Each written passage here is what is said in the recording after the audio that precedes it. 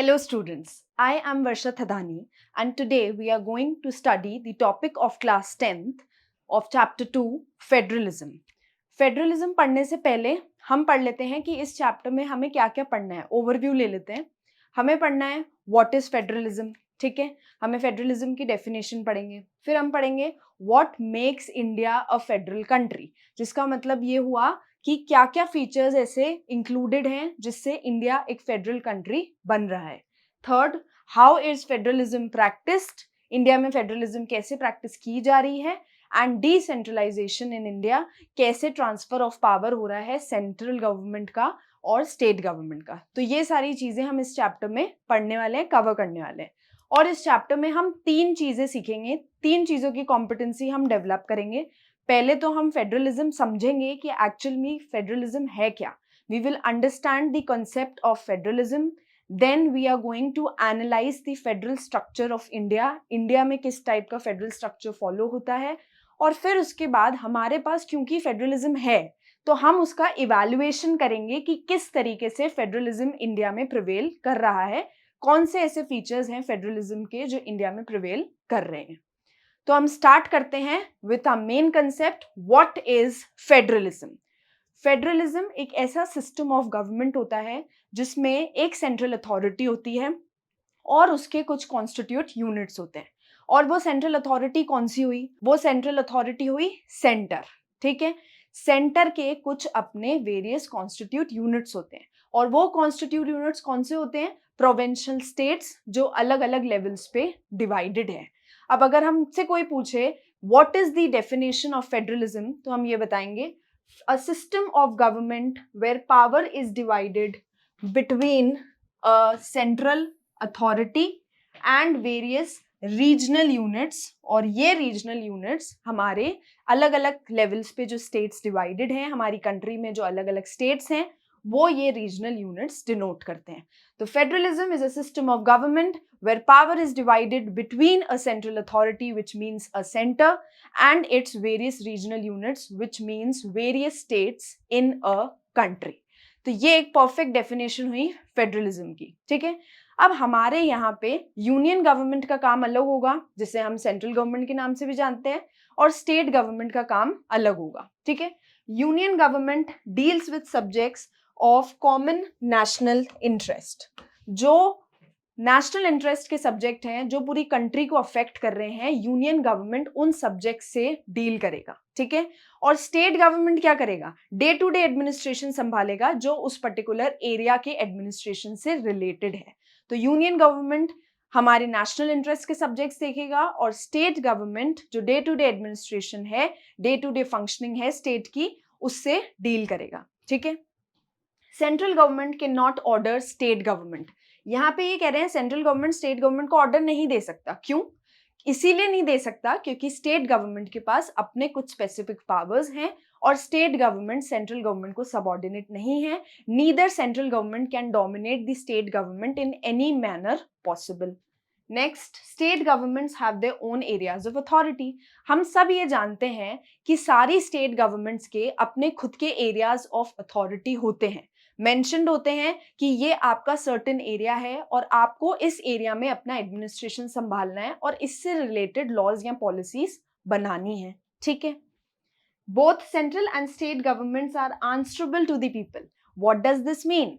यहाँ पे ये बोल रहे हैं कि सेंट्रल गवर्नमेंट और स्टेट गवर्नमेंट दोनों ही लोगों को आंसरेबल होते हैं. कौन से लोग? हम. वो हमको आंसरेबल क्यों है? क्योंकि we have chosen our representatives. हमें ये पता है कि हम अपने रिप्रेजेंटेटिव्स चूज करते हैं, तो इसीलिए central government and state government will be answerable to us. And even in some cases हमें रेफर किया जाएगा जब भी कोई डिसीजन मेकिंग प्रोसेस होगा.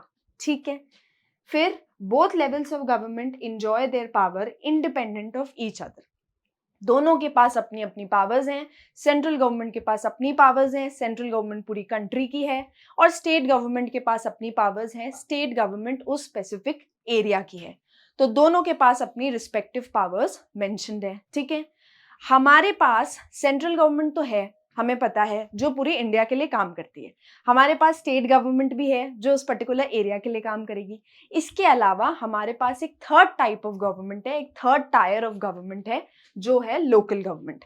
And local government deals with the subjects of village level.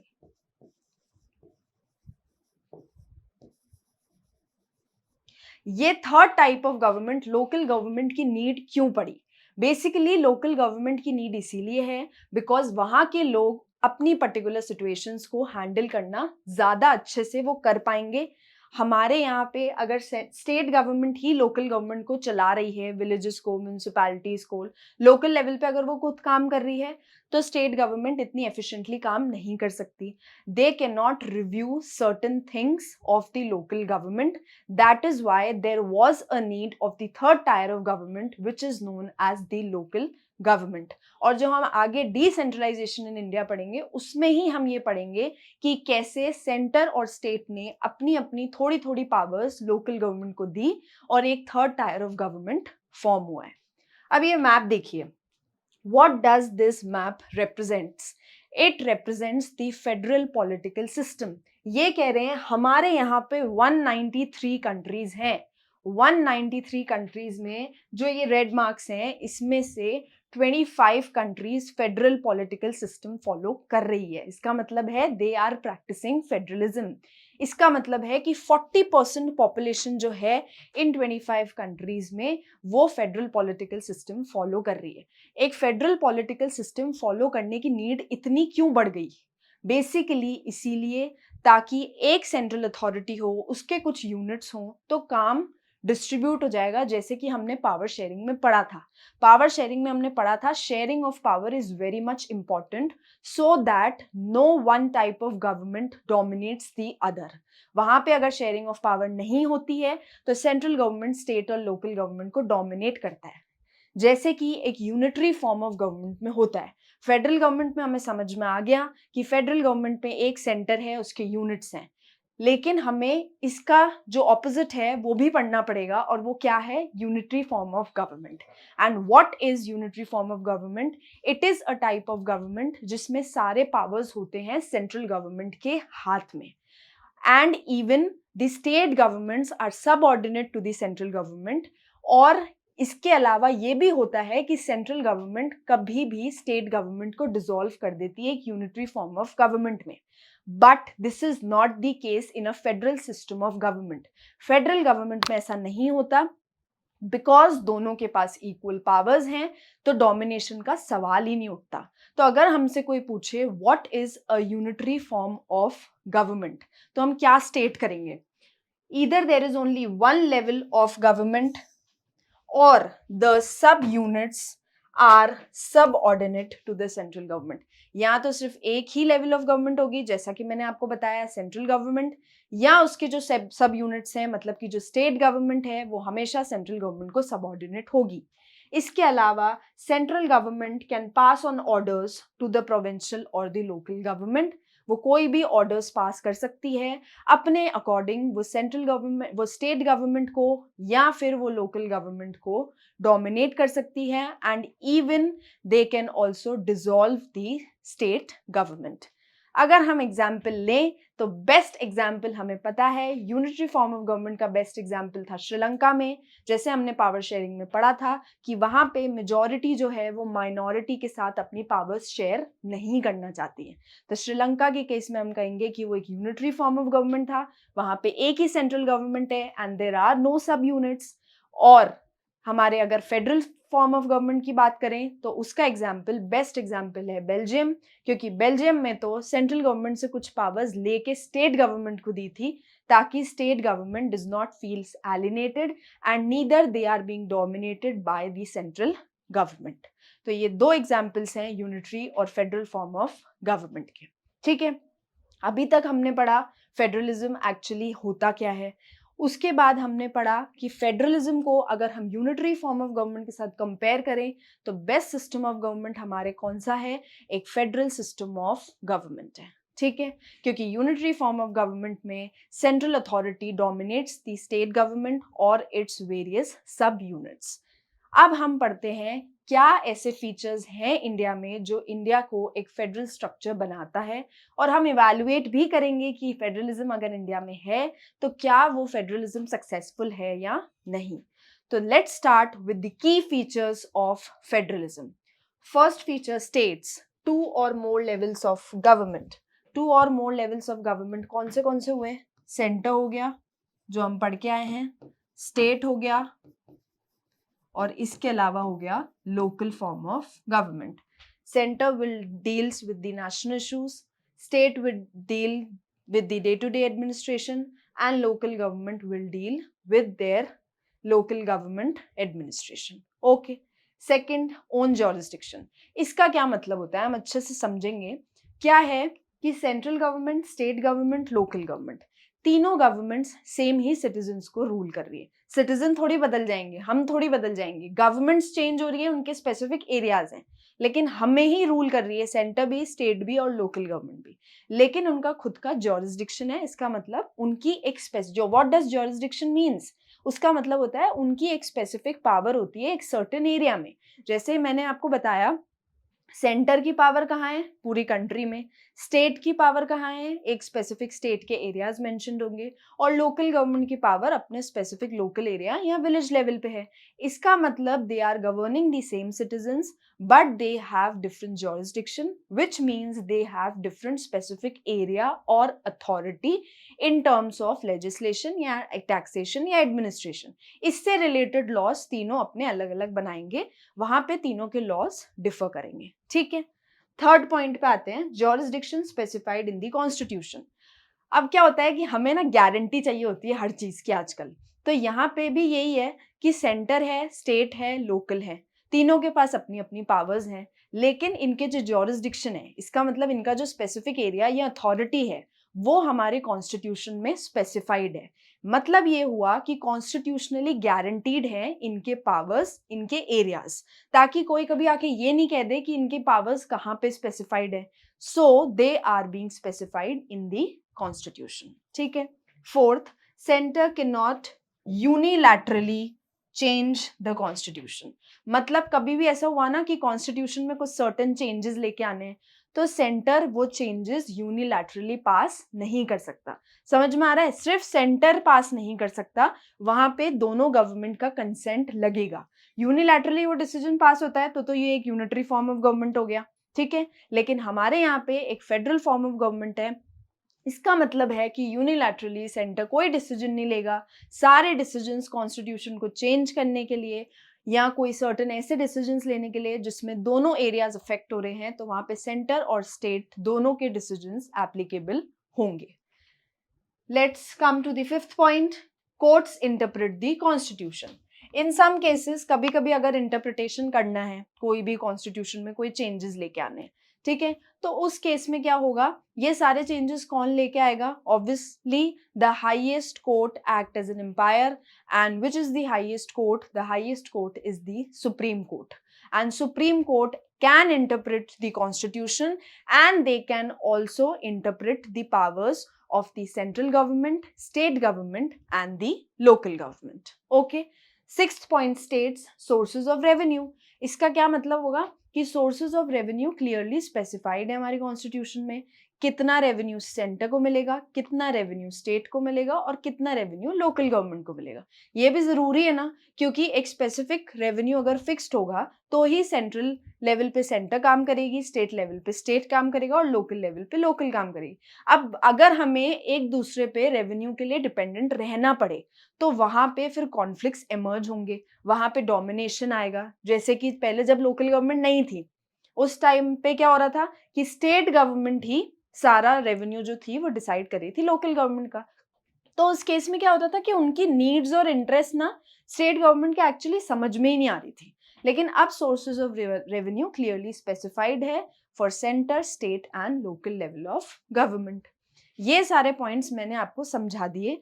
अब हम इसको पॉइंट टू पॉइंट एक और बार समझ लेते हैं कि ये सारे पॉइंट्स एक्चुअली कहते क्या हैं। ठीक है, there are two or more levels of government.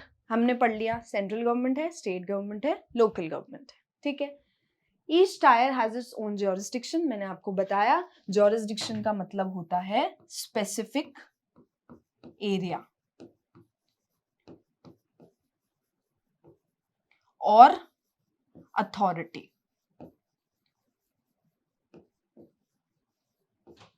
So each tier have its own specific area or authority and they have their own jurisdiction in specific matters of legislation, laws बनाने से related, taxation, tax लगाने से related and administration कि वो particular government किस तरीके से चलेगी, कौन से features उस particular government में follow करने हैं, ठीक है।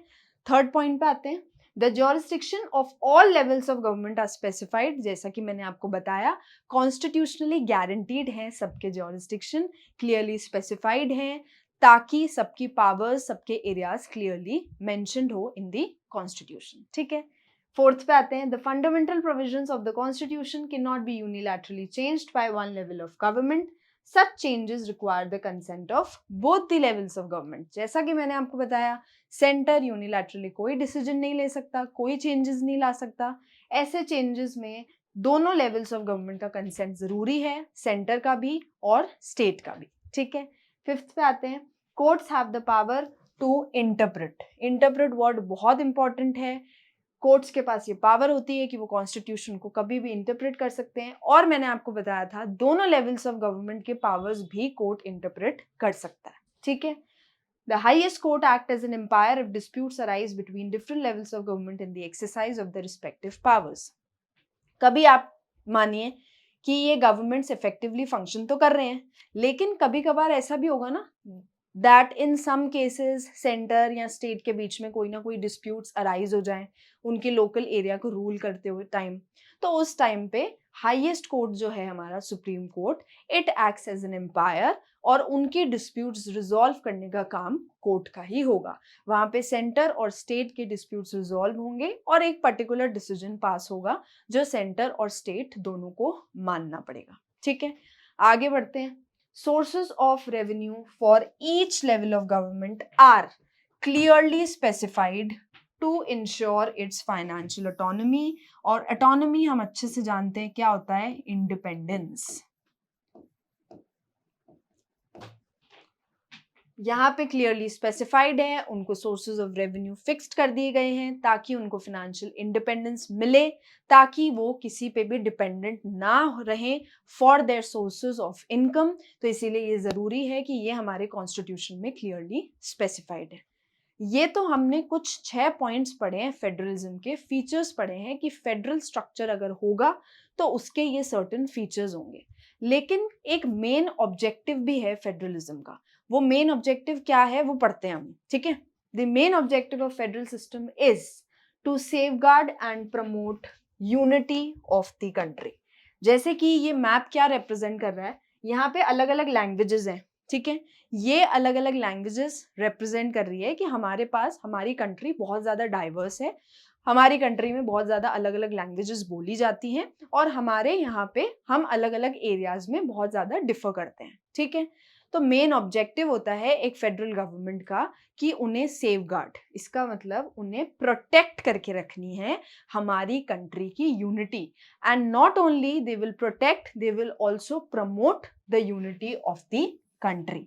और अकोमोडेट मतलब मैंने आपको बताया था पहले भी, अकोमोडेट मतलब टू ब्रिंग टुगेदर, तो अकोमोडेट करना, to bring together the regional diversity.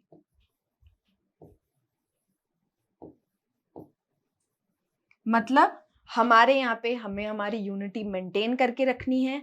इसके अलावा हमें ये जितने भी रीजनल डाइवर्सिटी हैं, जो हम यहाँ पे लैंग्वेजेस देख रहे हैं, एरियाज देख रहे हैं, इन सब रीजनल डाइवर्सिटीज को अकोमोडेट करना। We have to bring together the regional diversity within the country, ठीक है। तो ये मेन ऑब्जेक्टिव है एक फेडरल सिस्टम का, जो इसे फुलफिल करना ही पड़ता है, ठीक है। अब हम पढ़ते हैं कि फेडरलिज्म जब फॉलो हो रहा है एक कंट्री में, एक फेडरल स्ट्रक्चर अगर फॉलो हो रहा है तो क्या क्या क्रूशियल एस्पेक्ट्स हैं जिनका ध्यान रखना चाहिए। पहली बात तो ये है कि पावर शेयरिंग के रूल्स को अग्री करना है।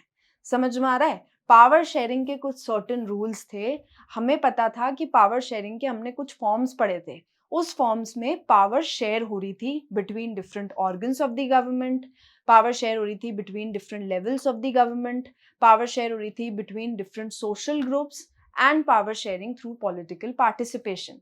तो ये कुछ रूल्स हैं पावर शेयरिंग के। अगर ये शेयरिंग ऑफ पावर है ना, तो ही एक फेडरलिज्म का कॉन्सेप्ट हमारी कंट्री में है। और अगर शेयरिंग ऑफ पावर का कॉन्सेप्ट ही नहीं है तो हम ये कह ही नहीं सकते कि हमारी कंट्री एक फेडरल कंट्री है।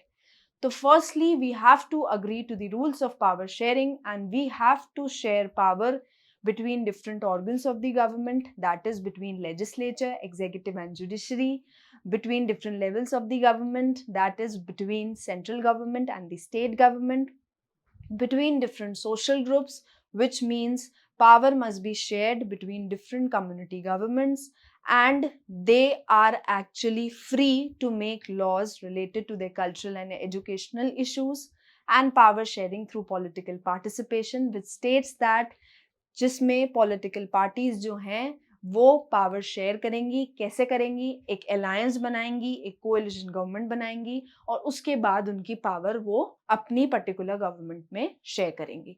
तो ये कुछ सर्टेन रूल्स हैं पावर शेयरिंग के, ठीक है। सेकंड है अबाइड बाय अग्रीमेंट। मतलब क्या है, हमें एक अग्रीमेंट के साथ चलना पड़ता है कि हम अग्री कर रहे हैं कि हम हमारी कंट्री की यूनिटी को प्रमोट और सिक्योर करके रखेंगे। इसके अलावा हम इतने डाइवर्स हैं, हमारी कंट्री इतनी ज़्यादा डाइवर्स है, तो हम अग्री करते हैं कि हम हमारी कंट्री की डाइवर्सिटी को एक साथ लेके आएंगे। एक अग्रीमेंट होता है ना कि जैसे हम फॉर एग्जाम्पल हम कोई बिजनेस कर रहे हैं, उसमें भी हम एक अग्रीमेंट ऑब्वियसली साइन करते हैं कि अच्छा हम दो पार्टनर्स हैं और हम दो पार्टनर्स के बीच में एक अग्रीमेंट है कि जितना भी शेयर आएगा वो हम 50-50 बांट लेंगे। तो यहाँ पे भी अग्रीमेंट्स होते हैं। Rulers actually agree to certain conditions so that they can bring or they can accommodate our regional diversity. तो ये दो एस्पेक्ट्स हैं फेडरलिज्म के जो फेडरलिज्म एक्चुअली अप्लाई करने के लिए बहुत ज्यादा जरूरी है एक पर्टिकुलर कंट्री में, ठीक है। अब हम पढ़ते हैं, पहले हमने पढ़े फीचर्स ऑफ फेडरलिज्म, अब हम पढ़ते हैं types of federation. Types of federation में दो टाइप ऑफ फेडरेशन है हमारे पास, कमिंग टुगेदर फेडरेशन है और होल्डिंग टुगेदर फेडरेशन है। कमिंग टुगेदर नाम से ही समझ में आ रहा है, एक साथ आना, ठीक है। कैसे एक साथ आना? यहाँ पे क्या होता है, कुछ इंडिपेंडेंट स्टेट्स जो हैं वो खुद एक साथ आ रहे हैं और अपनी एक बिगर यूनिट बना रहे हैं। समझ में आ रहा है? मतलब एक बिगर यूनिट बनाने का मतलब ये हो गया कि एक बिगर कमिटी बना रहे हैं, सारे छोटे छोटे इंडिपेंडेंट स्मॉल स्टेट्स जो हैं वो एक साथ आते हैं and they form a bigger unit with in their country, ठीक है। इसमें हम एग्जाम्पल देखेंगे, हम यूएसए का एग्जाम्पल देखेंगे, स्विट्जरलैंड का एग्जाम्पल देखेंगे जहाँ पे ये सारे स्टेट्स एक साथ आए हैं। तो इस कमिंग टुगेदर फेडरेशन में सबसे बड़ा फायदा क्या होता है? इसमें फायदा ये होता है, यहाँ पे ना कोई डोमिनेशन नहीं होगा, यहाँ पे स्टेट्स के पास सेम पावर्स होंगी, ठीक है। जितनी स्टेट्स हैं सबके पास इक्वल पावर्स होगी, even they are relatively more strong than the central government, ठीक है। कोई डोमिनेशन नहीं है बिकॉज ये अपनी मर्जी से आए हैं ना, यहाँ पे कोई भी ऐसा नहीं है कि पावर शेयर करी जा रही है, नहीं, यहाँ पे सारे स्टेट्स अपनी मर्जी से आ रहे हैं और अपनी मर्जी से एक बिगर यूनिट फॉर्म कर रहे हैं ताकि वो अपनी कंट्री की यूनिटी एनहांस कर सकें, ठीक है, वो सेफगार्ड कर सकें the sovereignty of their particular country, ठीक है। अब हम आते हैं होल्डिंग टुगेदर पे। होल्डिंग टुगेदर फेडरेशन में क्या होता है, पावर को ना थोड़ा सा डिसेंट्रलाइज कर दिया जाता है, मतलब थोड़ा सा पावर दे दिया जाता है। किसको दे दिया जाता है? जैसे हम पावर देंगे सेंट्रल गवर्नमेंट से स्टेट गवर्नमेंट में, तो यहाँ पे पावर का थोड़ा शिफ्ट हो रहा है, ठीक है। सेंटर से स्टेट में थोड़ा पावर आ रहा है, स्टेट से थोड़ा पावर्स कहाँ पे जा रहे हैं, लोकल गवर्नमेंट में। तो होल्डिंग टुगेदर में हमें एक बात तो समझ में आ गई कि यहाँ पे सबके पास सेम पावर्स नहीं होंगे। क्यों? क्योंकि यहाँ पे पावर्स शेयर किए जा रहे हैं, एक्चुअली डिसेंट्रलाइज किए जा रहे हैं। तो यहाँ पे सबसे ज्यादा पावरफुल कौन होगा? सेंटर, ठीक है। और स्टेट्स जो हैं या लोकल गवर्नमेंट है वो थोड़ा बहुत तो सबऑर्डिनेट होंगे टू दी सेंट्रल गवर्नमेंट। और ये होल्डिंग टुगेदर फेडरेशन हमारी कंट्री में तो है, क्योंकि हमारी कंट्री में अगर दो लेवल्स हैं तो दोनों लेवल्स में से सेंट्रल गवर्नमेंट ही ज्यादा पावरफुल है एंड स्टेट गवर्नमेंट के पास भी पावर्स हैं, बट स्टेट गवर्नमेंट्स के पास सेंट्रल गवर्नमेंट से थोड़े कम पावर्स हैं। तो हमारे यहाँ पे ये है, स्पेन में है, बेल्जियम में है, मतलब ये सिस्टम जो है ये बहुत सारी कंट्रीज में प्रिवेल कर रहा है। हमारे यहाँ पे कमिंग टुगेदर नहीं है। क्योंकि यहाँ पे हमारे जो स्टेट्स हैं उनके पास इक्वल पावर्स नहीं है, नीदर वो एक साथ खुद आए हैं एक बिगर यूनिट फॉर्म कर रहे हैं। तो ये होता है कमिंग टुगेदर और होल्डिंग टुगेदर। अब हमसे कोई पूछे एक्चुअली कमिंग टुगेदर की क्या डेफिनेशन है, तो it states that independent states come together and they form a country.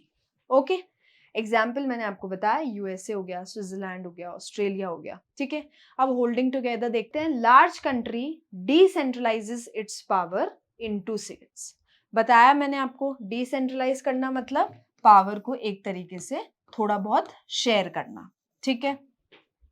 Power को यहाँ पे शेयर कर रहे हैं, और किस में शेयर कर रहे हैं, इनटू डिफरेंट स्टेट्स। एग्जाम्पल हो गया इंडिया, स्पेन, बेल्जियम। मैंने आपको बताया सेंट्रल गवर्नमेंट यहाँ पे ज्यादा स्ट्रांग होगी, it tends to be stronger, क्योंकि सेंट्रल गवर्नमेंट ही अपने पावर्स को डिसेंट्रलाइज कर रही है, एक तरीके से शेयर कर रही है, ठीक है।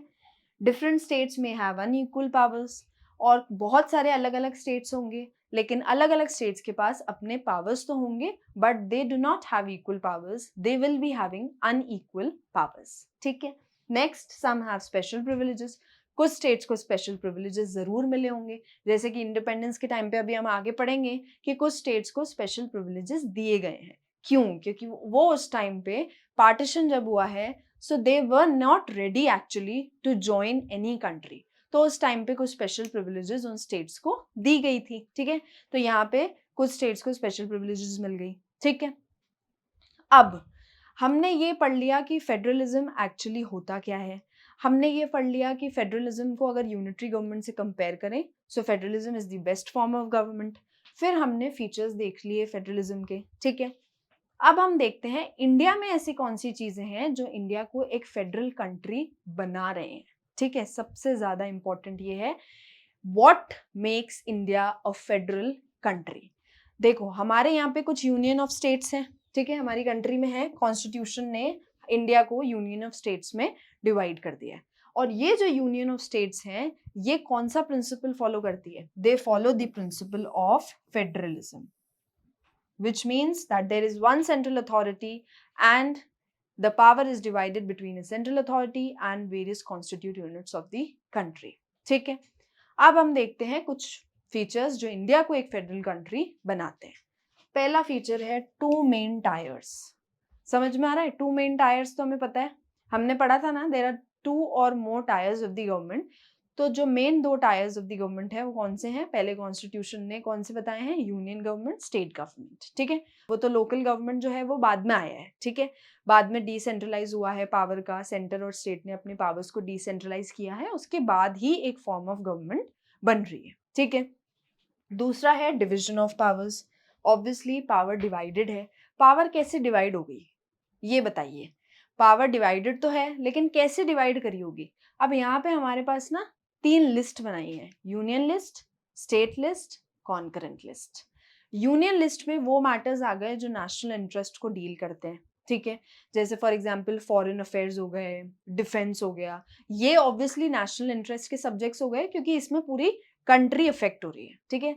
स्टेट गवर्नमेंट जो हो गया, स्टेट लिस्ट जो हो गई, उसमें डे टू डे एडमिनिस्ट्रेशन के सब्जेक्ट्स आ गए, ठीक है, जैसे पुलिस हो गया, ट्रेड, कॉमर्स, ये सारी इंडस्ट्रीज उस पर्टिकुलर लिस्ट में मेंशन्ड होंगी। और कॉन्करेंट लिस्ट में बेटा वो सब्जेक्ट्स इंक्लूडेड होते हैं जो सब्जेक्ट्स में दोनों लॉज बना सकते हैं, ठीक है। सेंट्रल गवर्नमेंट भी बना सकती है, स्टेट गवर्नमेंट भी बना सकती है। For example education related, forest laws related, तो ये आ गया कॉन्करेंट लिस्ट में, ठीक है। अब आपको मे बी एक ये सवाल आएगा कि अच्छा इन तीनों लिस्ट के अलावा भी कुछ सब्जेक्ट्स होंगे, उन पे लॉज कौन बनाएगा? तो ये तीनों लिस्ट के अलावा भी कुछ सब्जेक्ट्स होते हैं, वो सब्जेक्ट्स जो एट द टाइम जब कॉन्स्टिट्यूशन प्रिपेयर हो रहा था तब वो सब्जेक्ट्स एग्जिस्ट ही नहीं कर रहे थे, ठीक है। जैसे कि अगर हम कंप्यूटर सॉफ्टवेयर की बात करें, तो उस टाइम पे वो सब्जेक्ट एग्जिस्ट नहीं कर रहा था, तो उस टाइम पे उस पर्टिकुलर चीज से रिलेटेड लॉज बनाने की जरूरत ही नहीं थी। बट बाद में वो सब्जेक्ट आया, वो एग्जिस्ट कर रहा है, टेक्नोलॉजिकल एडवांसमेंट्स हुई हैं, तो उस टाइम पे वो लॉज कौन बनाएगा उन सब्जेक्ट्स पे? उन सब्जेक्ट्स पे लॉज बनाएगा सेंटर। और उन स्पेसिफिक पावर्स को मेंशन किया जाता है रेसिडुअल पावर्स, जिसमें सारे लॉज उन सब्जेक्ट से रिलेटेड सेंटर बनाएगा, स्टेट या लोकल गवर्नमेंट का कोई हाथ नहीं है, ठीक है। तो ये 3 लिस्ट हैं जिसमें पावर्स डिवाइड कर दी गई है। थर्ड है special status for some states. मैंने आपको बताया कुछ स्टेट्स को स्पेशल स्टेटस दिए गए हैं, ठीक है, जैसे कि अब मैं आपको स्टेट्स एग्जांपल देती हूँ।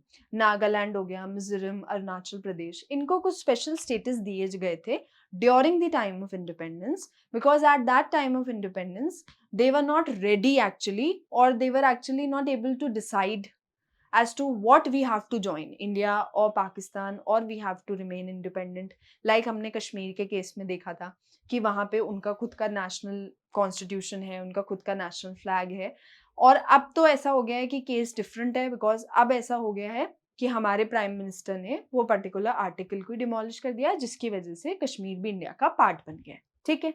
लेकिन अभी भी कुछ ऐसे स्पेशल स्टेट्स हैं जिनको कुछ स्पेशल प्रिविलेजेस दिए गए हैं। प्रिविलेजेस कैसे दे सकते हैं? लैंड रिलेटेड राइट्स दे देते हैं, ठीक है। इसके अलावा उनके कल्चर से रिलेटेड कुछ सर्टेन राइट्स दिए जाते हैं, और ये राइट्स ऐसे होते हैं कि इन इश्यूज पे जो लॉज बनेंगे ना, वो उनकी स्पेसिफिक कमिटीज ही बनाएंगी, ठीक है। इंडिया में अगर कोई और पर्टिकुलर स्टेट में वो पर्टिकुलर लॉ आ रहा है तो वहां पे तो वो एप्लीकेबल हो जाएगा, बट ये जो स्पेशल स्टेट्स है ना, जिन्हें कुछ स्पेशल प्रिविलेजेस दी हैं, वहां पे वो लॉ एप्लीकेबल नहीं होगा, ठीक है। फोर्थ हम आते हैं यूनियन टेरिटरीज। अब क्या हो गया, यूनियन टेरिटरीज कैसे फॉर्म होती है? कैसे होती है कि सबसे पहले क्या होता है कि कुछ ऐसे स्टेट्स होते हैं, कुछ ऐसे एरियाज होते हैं बेसिकली, जो एरियाज ना इतने ज्यादा बड़े हैं कि वो उनको पर्टिकुलर किसी दूसरे स्टेट के साथ मर्ज नहीं कर सकते, और इतने ज़्यादा छोटे भी नहीं है कि मतलब उनको बिल्कुल ऐसे ही छोड़ दिया जाए, उनको कोई स्पेसिफिक नाम से डिनोट ना की जाए। तो ऐसी कुछ चीज़ें जो हैं उनको यूनियन टेरिटरीज का नाम दे दिया जाता है। और यूनियन टेरिटरीज पर अब आप पूछेंगे, जैसे हमें पता चल गया कि इंडिया में सेंटर जो है वो पूरे पर्टिकुलर कंट्री के लिए लॉ बना रहा है, स्टेट अपने स्पेसिफिक एरियाज के। अब यूनियन टेरिटरीज के लिए कौन लॉ बनाएगा? यहाँ पे जो एक्चुअली डिसीजन माना जाता है वो सेंटर का ही माना जाता है, ठीक है, क्योंकि हमें पता है कि centre is more powerful than the state, ठीक है। Obviously prime minister is more powerful than the chief minister. तो ये यूनियन टेरिटरीज जो है, हम एग्जाम्पल देखेंगे कौन सी यूनियन टेरिटरीज हैं जिसमें सेंटर ही लॉ बनाएंगे, ठीक है। फिर आ गया कॉन्स्टिट्यूशनल अमेंडमेंट्स। अब क्या होता है, हमारे यहाँ पे कॉन्स्टिट्यूशनल अमेंडमेंट्स तो होते हैं, ठीक है। Amendments, what are amendments? Amendments are certain changes in the prevailing laws, ठीक है। ये सारे अमेंडमेंट्स होते तो हैं, बट ये सारे अमेंडमेंट्स के लिए कुछ 2/3 मेजोरिटी चाहिए होती है, ठीक है। 2/3 मेजोरिटी चाहिए, 1/3 मेजोरिटी चाहिए, मतलब यहाँ पे उतनी अगर मेजोरिटी होगी ना तो ही कोई स्पेसिफिक चीज में अमेंडमेंट होगा, वरना अमेंडमेंट की कोई रिक्वायरमेंट नहीं होती है, ठीक है।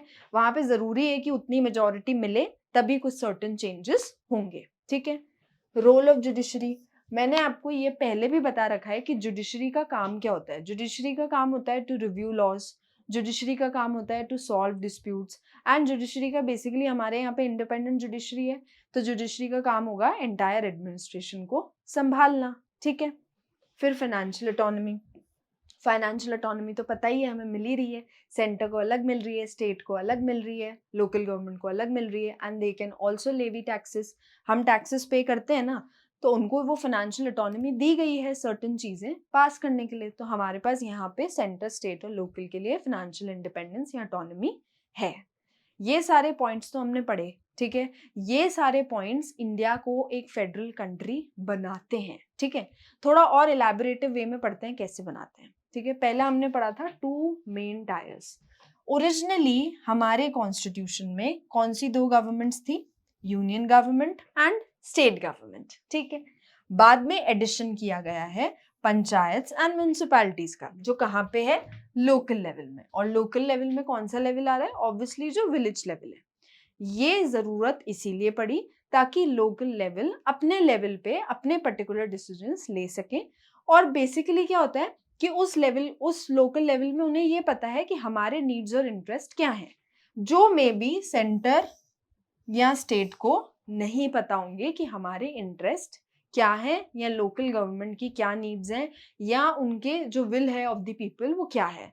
तो इसीलिए ये जरूरत था कि पंचायत और म्यूनिसिपैलिटीज फॉर्म हुई है एट द लोकल लेवल, और इनको अपने कुछ सर्टेन पावर्स दिए गए, ठीक है। तो सेंटर हो गया, फिर स्टेट हो गया, फिर लोकल गवर्नमेंट हो गया, ठीक है। दूसरा डिवीजन ऑफ पावर, मैंने आपको 3 लिस्ट के अभी अभी नाम बताए थे, union list, state list, concurrent list. तीनों के फंक्शंस मैंने आपको समझाए थे क्या क्या होते हैं। Union list deals with subjects of national importance, और नेशनल इंपॉर्टेंस में कौन से सब्जेक्ट्स आ रहे हैं? डिफेंस हो गया, फॉरेन अफेयर्स, करेंसी से रिलेटेड, ऑब्वियसली मनी से रिलेटेड, करेंसी से रिलेटेड, ये सारे अफेयर्स जो हैं वो नेशनल इंपॉर्टेंस में एग्जिस्ट कर रहे हैं, ठीक है। Manage by the central government, manage by the central government से समझ रहे हो कि यहाँ पे क्या होगा कि ये जो पर्टिकुलर चीजें है ना, इन पे सारे डिसीजंस जो है ना वो यूनिलैटरली सेंट्रल गवर्नमेंट ले सकता है, ठीक है।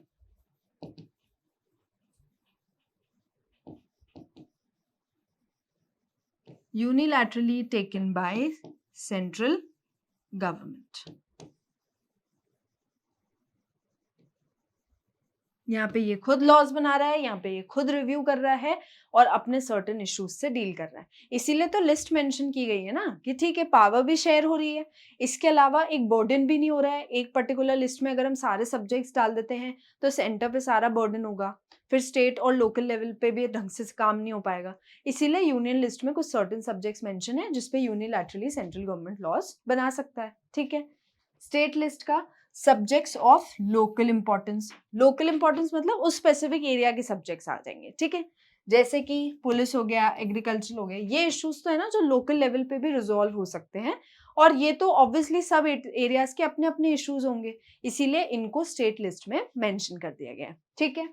मैनेज्ड बाय स्टेट गवर्नमेंट, वही सेम कि यहाँ पे स्टेट गवर्नमेंट यूनिलैटरली अपने कुछ सर्टेन डिसीजंस ले सकता है, ठीक है। उसके बाद आ गया concurrent list, subjects of common interest. मैंने आपको बताया कॉमन किसके लिए, सेंटर के लिए भी कॉमन हो गया, ठीक है, स्टेट के लिए भी कॉमन हो गया और लोकल के लिए भी कॉमन हो गया, ठीक है। ऐसे सब्जेक्ट्स जो तीनों के लिए कॉमन है, मतलब तीनों के लिए एक्चुअली जो जरूरी है, तो यहाँ पे दोनों लेवल्स कैन मेक लॉज, ठीक है, दोनों लॉज बना रहे हैं, सेंटर भी लॉ बना रहा है, स्टेट भी लॉ बना रहा है, ठीक है। Central government laws prevails in case of conflict, लेकिन कभी ऐसा हो गया कि there is a case of conflict और डिस्प्यूट अराइज बिटवीन सेंटर और स्टेट गवर्नमेंट, तो उस केस में ऐसा होगा कि सेंट्रल गवर्नमेंट की बात ही मानी जाएगी और उस टाइम पे स्टेट गवर्नमेंट की बात नहीं मानी जाएगी, because centre is more powerful than the state, ठीक है। ये हमने 3 लिस्ट के बारे में पढ़ लिया। उसके बाद मैंने आपको बताया था ना कुछ रेसिडुअल पावर्स भी हैं। The central government has the power to legislate on subjects not mentioned in any list, ये वाले जो सब्जेक्ट्स हैं वो किसी लिस्ट में मेंशन नहीं है, ना यूनियन में, ना स्टेट में, ना कॉन्करेंट में, इसीलिए इनको रेसिडुअल पावर्स बोला गया है, ठीक है। ये हमने पढ़ लिया सेकंड पॉइंट। अब हम आते हैं थर्ड पॉइंट पे, स्पेशल स्टेटस की बात करी थी, ठीक है, ये मेंशन है, देखिए हम मैप में देख रहे हैं, यहाँ पे कौन से हैं, नागालैंड हो गया, असम हो गया, अरुणाचल प्रदेश, मिजोरम, इनको कुछ स्पेशल स्टेटस दिए हैं अंडर आर्टिकल 371, और मैंने आपको बताया कि ये आर्टिकल 371 में उन्हें सर्टेन राइट्स दिए गए हैं, जैसे लैंड राइट्स दे दिए, ठीक है, कल्चरल राइट्स दे दिए, एम्प्लॉयमेंट से रिलेटेड सर्टेन राइट्स दे दिए, मतलब ये ऐसे सर्टेन इश्यूज हैं जिन पे ये ही लॉज बनाएंगे, एक्चुअली इनके लॉज ही प्रिवेल होंगे, जो बाकी कंट्री में जो बाकी स्टेट्स पे लॉज अप्लाई हो रहे हैं ना वो यहाँ पे अप्लाई नहीं होंगे। And Indians who are not permanent residents of these states can not buy land और हाउस हियर, और जो इंडियंस वहां के परमानेंट रेसिडेंट्स नहीं है, मतलब जो इंडियन असम, नागालैंड, अरुणाचल प्रदेश, मिजोरम के परमानेंट रेसिडेंट नहीं है, जो वहां नहीं रहते हैं, वो उस पर्टिकुलर जगह पे ना जमीन खरीद सकते हैं ना घर खरीद सकते हैं, ठीक है। ये कुछ सर्टेन लैंड राइट्स वहां के लोगों को ही मिले गए हैं, उनको ही कुछ स्पेशल स्टेटस दिए गए थे, और स्पेशल स्टेटस देने के कुछ सर्टेन रिक्वायरमेंट्स थी, कुछ सर्टेन नीड्स थी at the time of independence, इस वजह से उनको कुछ स्पेशल स्टेटस दिए गए हैं, ठीक है। Similar special provisions exist for some other states of India as well, और भी कुछ स्टेट्स हैं, और भी कुछ स्टेट्स के एग्जाम्पल्स हैं जो उन्हें ये सेम स्पेशल प्रिविलेजेस उन्हें भी दिए गए हैं, सेम स्पेशल प्रोविजंस उन्हें भी दिए गए हैं, ठीक है। फोर्थ आ गया यूनियन टेरिटरी, मैंने आपको यूनियन टेरिटरी के बारे में बताया, they are smaller areas with limited powers, छोटे एरियाज हैं और उनके पास पावर्स भी बहुत ज्यादा लिमिटेड है, समझ में आया। जैसे मैंने आपको एग्जाम्पल दिया, जैसे हो गया दिल्ली हो गया, चंडीगढ़ हो गया, इसके अलावा लक्षद्वीप हो गया, ठीक है, ये सारे जो हैं ये they are directly being governed by the central government, यहाँ पे सिर्फ सेंट्रल गवर्नमेंट ही उन पे लॉज बनाता है or they are called as the Union Territories of India, and they are the smaller states with limited powers and they are being governed by the central government. ठीक है. Fifth हो गया constitution amendment. जैसे मैंने आपको बताया हमारे constitution को बदलना बहुत ज़्यादा डिफिकल्ट है. ये अगर हम ये एक पिक्चर देख लेंगे एक कॉन्स्टिट्यूशन सिस्टम की, तो हमारे कॉन्स्टिट्यूशन को चेंज करना, उसमें बार बार अमेंडमेंट्स लाना थोड़ा मुश्किल है, क्योंकि उसमें मेजॉरिटी चाहिए. पार्लियामेंट की कितनी मेजॉरिटी चाहिए? 2/3 मेजॉरिटी. एंड स्टेट लेजिस्लेचर में half of the state legislature agree करेंगे तो ही वो पर्टिकुलर अमेंडमेंट होगा और तो ही सर्टेन चेंजेस उस पर्टिकुलर लॉज में लेके आएंगे. ठीक है. Sixth, role of judiciary. अब यहाँ पे जुडिशरी का काम क्या है? इसका काम है to oversee the implementation of constitutional provisions and procedures. जो भी हमारे यहाँ पे कॉन्स्टिट्यूशनल प्रोविजंस हैं, कॉन्स्टिट्यूशनल प्रोसीजर्स हैं, चेंजेस हैं, जो भी कॉन्स्टिट्यूशन में लिखा गया है उसका इम्प्लीमेंटेशन किसको संभालना है? हमारी जुडिशरी को. और जुडिशरी का काम होता है कि judiciary time to time disputes भी रिजॉल्व करती है. जब पावर शेयर होती है, जब पावर डिवाइडेड है, इसका मतलब ये नहीं है कि उस पर्टिकुलर जगह पे डिस्प्यूट्स अराइज नहीं होंगे. डिस्प्यूट्स भी जरूरी हैं, डिस्प्यूट्स भी होते हैं, कॉन्फ्लिक्ट्स ऑलवेज अराइज. ठीक है. तो उस केस में जुडिशरी का काम है, जुडिशरी इन कॉन्फ्लिक्ट्स को रिजॉल्व करती है. ठीक है. फिर फाइनेंशियल इकोनॉमी, जहाँ पे यूनियन और स्टेट को अपने अपने पावर्स हैं कि वो लेवी कर सकते हैं टैक्सेस. जैसे कि हम टैक्सेस पे करते हैं और ये टैक्सेस इसलिए ज़रूरी होते हैं because we are actually contributing in our government.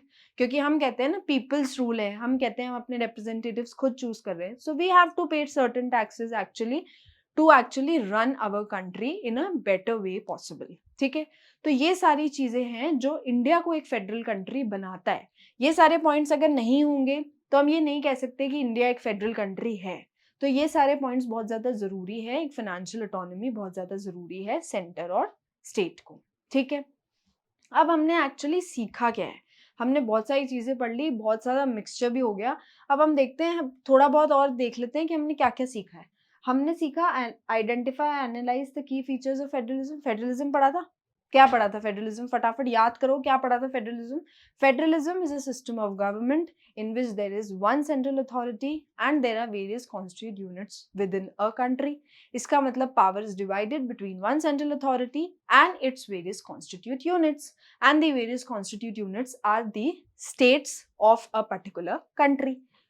हमने फीचर्स भी पढ़े थे फेडरलिज्म के. फेडरलिज्म के फीचर्स क्या थे? पहला था to or more tyres of the government. पता है हमारे पास सेंट्रल गवर्नमेंट है, हमारे पास स्टेट गवर्नमेंट है, लोकल गवर्नमेंट है. ठीक है. दोनों हमारे पास अलग अलग टायर्स हैं, लेकिन सेकंड है कि सबका अपना अपना ज्यूरिसडिक्शन है. ठीक है. सबके अपने अपने स्पेसिफिक एरियाज हैं, स्पेसिफिक अथॉरिटीज हैं. ठीक है. थर्ड हमने पढ़ा था उनके जो ज्यूरिसडिक्शन है वो क्लियरली हमारे कॉन्स्टिट्यूशन में स्पेसिफाइड है. ठीक है. हमारी कॉन्स्टिट्यूशनली गारंटीड है जो भी स्पेसिफिक एरिया या जो भी स्पेसिफिक अथॉरिटी या पावर्स उनको दी गई है. ठीक है. इसके अलावा हमने पढ़ा था कि एक्चुअली इनको इनके जो सोर्सेज ऑफ रेवेन्यू हैं वो फिक्स्ड है. ठीक है. इसके अलावा यहाँ पे कोर्ट्स जो थे वो इंटरप्रेट कर सकते हैं कॉन्स्टिट्यूशन को. ठीक है. Even they can also interpret the powers of both the levels of the government. वो पावर्स भी चेंज कर सकते हैं अकॉर्डिंगली. और डिस्प्यूट्स अगर अराइज हो रहे हैं तो उसका काम क्या है कि highest court act as an umpire, supreme court act as an umpire and they solve certain disputes.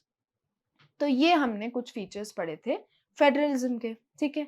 Second हमने क्या पढ़ा? Explain the federal structure of India and division of power as outlined in the Indian constitution. Federal structure ही तो पढ़ा था हमने कि हमारे पास क्या क्या चीज़ें हैं. हमारे पास 2 मेन टायर्स हैं, स्पेशल स्टेटस एक्चुअली दिया गया है. इसके अलावा कॉन्स्टिट्यूशन में सर्टेन चेंजेस भी आएंगे, लेकिन वो चेंजेस तब पास होंगे जब पार्लियामेंट से 2/3 मेजॉरिटी आएगी, स्टेट लेजिस्लेचर से हाफ ऑफ द मेजॉरिटी आएगी, तब जाके वो पर्टिकुलर डिसीजन पास होगा. हमने ये सारे पॉइंट्स पढ़े थे जो इंडिया को एक फेडरल स्ट्रक्चर बना रहा है, जो इंडिया में फेडरलिज्म प्रैक्टिस करवा रहा है. ठीक है. इवन हमने ये जो डिवीजन ऑफ पावर्स पढ़े थे, सेंट्रल गवर्नमेंट स्टेट गवर्नमेंट में किस तरीके से पावर्स डिवाइड होते हैं, हमने पढ़ा था ना. Union list, state list, concurrent list. Union list में वो सब्जेक्ट्स आएंगे जो नेशनल इंटरेस्ट को बिलोंग करेंगे. ठीक है. जैसे कि हमने पढ़ा था फॉरेन अफेयर्स, डिफेंस, ये सारे यूनियन लिस्ट में आएंगे और इस पे यूनिलैटरली सेंट्रल गवर्नमेंट लॉ बना सकता है and it is being managed by the central government. State list में हमने क्या पढ़ा था? स्टेट लिस्ट में हमने पढ़ा था जो हमारा डे टू डे एडमिनिस्ट्रेशन है, जो लोकल इंपॉर्टेंस से डील कर रहा है, ठीक है, जैसे पुलिस, एग्रीकल्चर, ये सारे स्टेट लिस्ट में आ गए। कॉन्करेंट लिस्ट में वो सब्जेक्ट्स आएंगे जो दोनों जिससे अफेक्ट हो रहे हैं, सेंटर भी स्टेट भी, और यहाँ पे दोनों लॉज बना सकते हैं कॉन्करेंट लिस्ट में। लेकिन सपोज कोई कॉन्फ्लिक्ट अराइज होता है तो उस केस में किसका लॉ प्रिवेल किया जाएगा? सेंटर का, ठीक है, because centre is more powerful, ठीक है। तो ये हमने एक डिवीजन ऑफ पावर पढ़ा था, तो इस डिवीजन ऑफ पावर से ही एक फेडरल स्ट्रक्चर हमारी कंट्री में आ रखा है, ठीक है। Third, define federalism and explain its significance in government. Federalism define हमने कर लिया कि फेडरलिज्म होता क्या है। अब फेडरलिज्म का सिग्निफिकेंस क्यों है, हमारी गवर्नमेंट में फेडरलिज्म इतना ज्यादा जरूरी क्यों है? क्योंकि हमने देखा ना कि एक unitary form of government follow करने से कुछ होने नहीं वाला, ठीक है। और अगर हमें एक डेमोक्रेटिक गवर्नमेंट है तो वहां पे फेडरल गवर्नमेंट, फेडरलिज्म का कॉन्सेप्ट होना बहुत ज्यादा जरूरी है, ताकि क्या हो कि एक पर्टिकुलर गवर्नमेंट जो है वो दूसरी गवर्नमेंट को डोमिनेट ना करे। जैसे कि हम एक एग्जाम्पल लेते हैं, छोटा सा एग्जाम्पल लेते हैं। 1990 से पहले क्या होता था, वहां पे क्या हो रहा था कि सेंट्रल गवर्नमेंट, एक सेंट्रल गवर्नमेंट होती थी बस, ठीक है। फिर क्या हुआ, स्टेट गवर्नमेंट होती भी थी, अगर उसके कुछ यूनिट्स होते भी थे, लेकिन सेंट्रल गवर्नमेंट अपनी मर्जी से कभी भी स्टेट गवर्नमेंट को डिसॉल्व कर रहा है, ठीक है। बाद में 1990 के बाद में एक कोएलिशन गवर्नमेंट का कॉन्सेप्ट आया। कोएलिशन गवर्नमेंट का मतलब क्या होता है, मैंने आपको पहले भी बताया। कोएलिशन गवर्नमेंट का मतलब ये हुआ, सपोज कोई पार्टी को मेजोरिटी नहीं मिली ड्यूरिंग इलेक्शंस, तो उस टाइम पे वो अपने दूसरी पार्टी के साथ एक अलायंस, एक फ्रेंडशिप वाला कनेक्शन स्टैब्लिश करेगी। इफ सपोज वो अलायंस सक्सेसफुल हुई तो वो पूरे जितने भी मेंबर्स हैं वो एक मेजोरिटी पार्टी बनाएंगे। तो ये कोएलिशन गवर्नमेंट आया। तो जब ये कॉन्सेप्ट आया ना, तब सेंटर धीरे धीरे स्टेट को डोमिनेट करना कम कर रहा था। क्यों?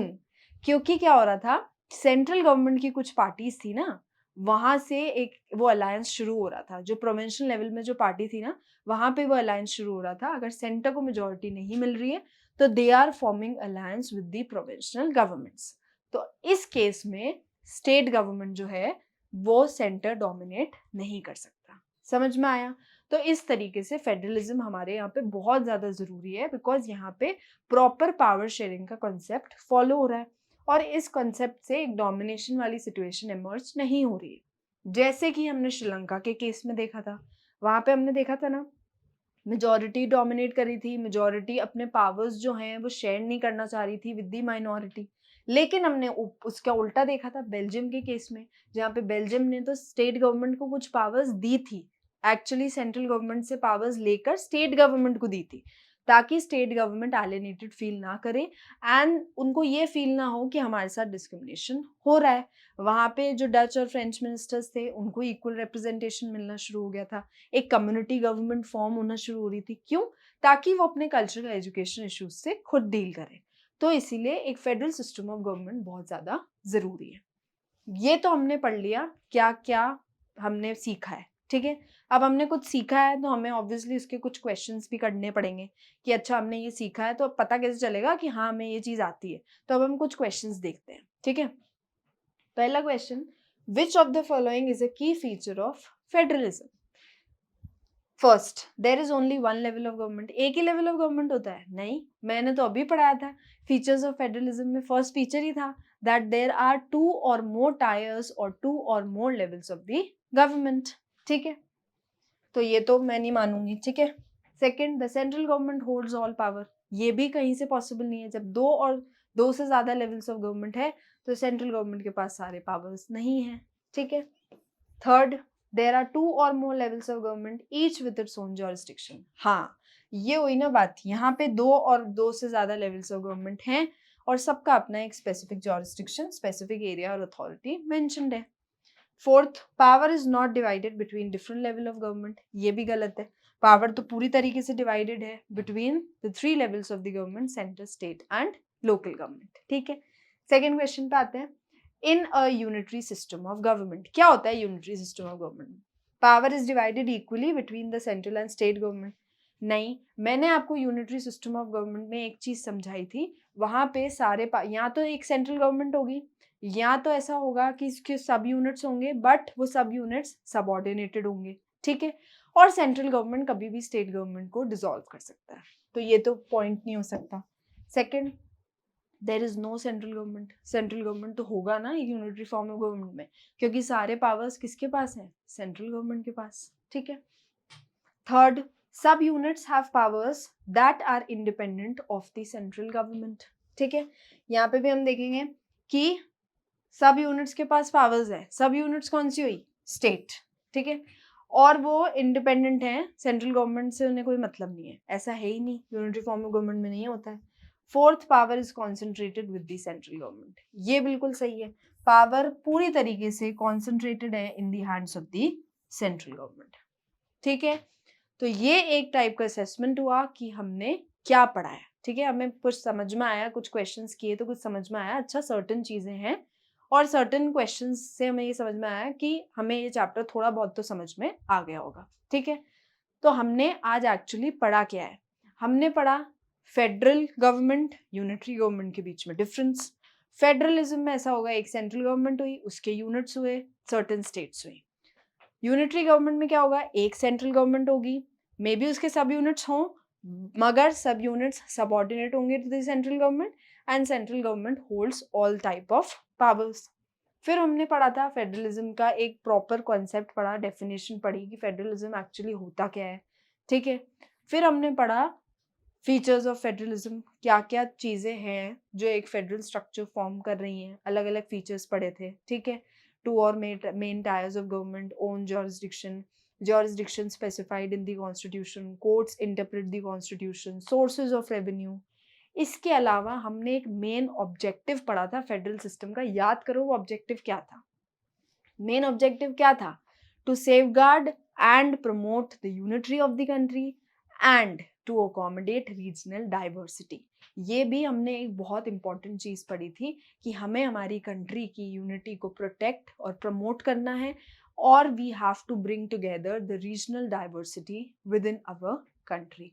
ठीक है. ये हमने कुछ फीचर्स पढ़े थे फेडरलिज्म के. ठीक है. उसके बाद हमने पढ़ा था coming together, holding together federation. Coming together federation क्या होता है? जहाँ पे इंडिपेंडेंट स्टेट्स एक साथ आते हैं, एक बिगर यूनिट फॉर्म करते हैं, एक बिगर कंट्री फॉर्म करते हैं.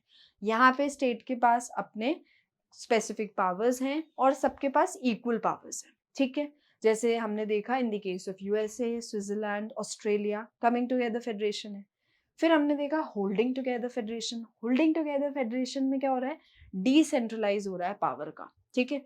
मतलब सेंट्रल गवर्नमेंट से कुछ पावर्स कहाँ आ रही है? into the state government and into the local government. ठीक है.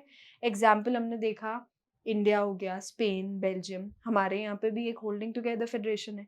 तो इस केस में क्या होता है? सारे स्टेट्स के पास इक्वल पावर्स नहीं होती है. States enjoy power but they have unequal powers. और कुछ स्टेट्स के पास स्पेशल प्रिविलेजेस भी होते हैं. ठीक है. फिर हमने क्या पढ़ा है कि ऐसे कौन से क्रूशियल एस्पेक्ट्स होते हैं फेडरलिज्म के, कि फेडरलिज्म जो फॉलो कर रहे हैं, प्रिंसिपल ऑफ फेडरलिज्म है, तो क्या क्या चीज़ों का ध्यान रखना पड़ेगा. एक तो सबसे इम्पॉर्टेंट चीज़ है agree to the rules of power sharing. Power sharing के रूल्स फॉलो होंगे तो ही उस पर्टिकुलर गवर्नमेंट में फेडरलिज्म एग्जिस्ट कर रहा है. ठीक है. Second, abide by agreement. जो भी अग्रीमेंट हमने किया है, एक्चुअली हमें उस अग्रीमेंट के साथ चलने की आदत होनी चाहिए. हमें उस अग्रीमेंट को पूरी तरीके से फुलफिल करना है and rulers have to abide the agreement and they have to make an agreement which brings or which promotes the unity within the country. ठीक है. ये पढ़ा. फिर उसके बाद what makes India a federal country. India में ऐसे कौन से फीचर्स हैं जो इंडिया को एक फेडरल कंट्री बना रहा है. हमने देखा 2 और मेन टायर्स ऑफ गवर्नमेंट तो है ही. इसके अलावा एक प्रॉपर डिवीजन ऑफ पावर्स हैं, स्पेशल स्टेटस दिए गए हैं कुछ स्टेट्स को. हमारे यहाँ पे कॉन्स्टिट्यूशन अमेंडमेंट्स तो होते हैं बट कॉन्स्टिट्यूशन अमेंडमेंट्स इतने ईजी नहीं है. ठीक है. इसके अलावा फाइनेंशियल ऑटोनॉमी है, स्टेट और सेंटर कैन लेवी टैक्सेस. ठीक है. ये सारी चीज़ें हमने आज पढ़ी हैं इस क्लास में कि actually what is the federalism and अगर इवैल्यूएट करें तो what makes India a federal country. I hope बहुत अच्छे से समझ में आ गया होगा. एक बार हम इसकी प्रैक्टिस करेंगे, कुछ और क्वेश्चंस करेंगे, हमें समझ में आएगा कि फेडरलिज्म क्या होता है. ठीक है. चलिए, थैंक यू.